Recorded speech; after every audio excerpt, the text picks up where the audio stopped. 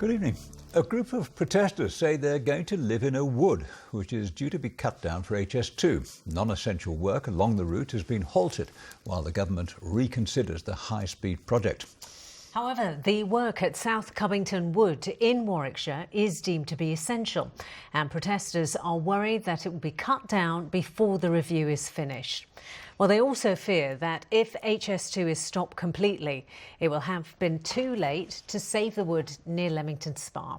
Our correspondent Mark Gough has spent the day with campaigners.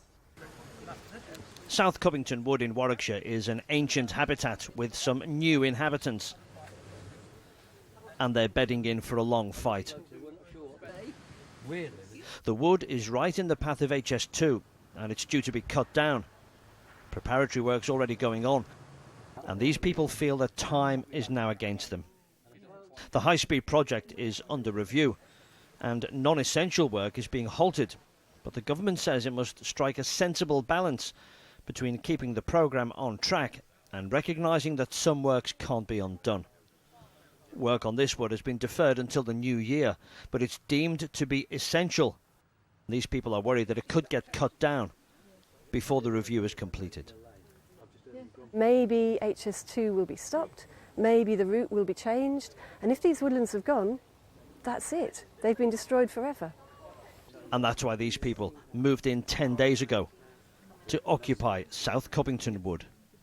All of these people here, they're not layabouts with nothing to do. They've got jobs. You know, we've got teachers, we've got lawyers, we've got doctors, we've got lecturers, engineers. If you speak to them, they're all professional people, but they're here because they haven't been heard. Nobody's listened to their voice in the whole process of HS2.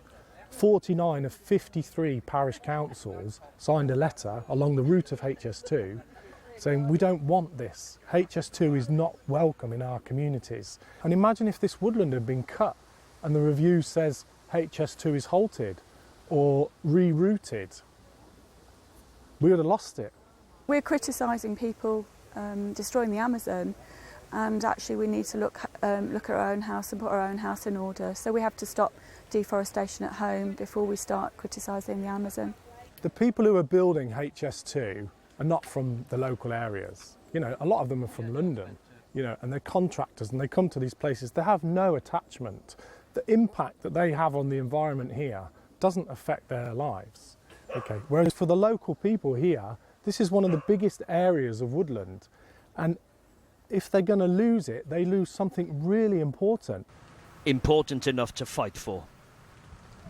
HS2 say they want to strike a balance. They don't want the project to come to a halt completely. They want preparatory work to carry on.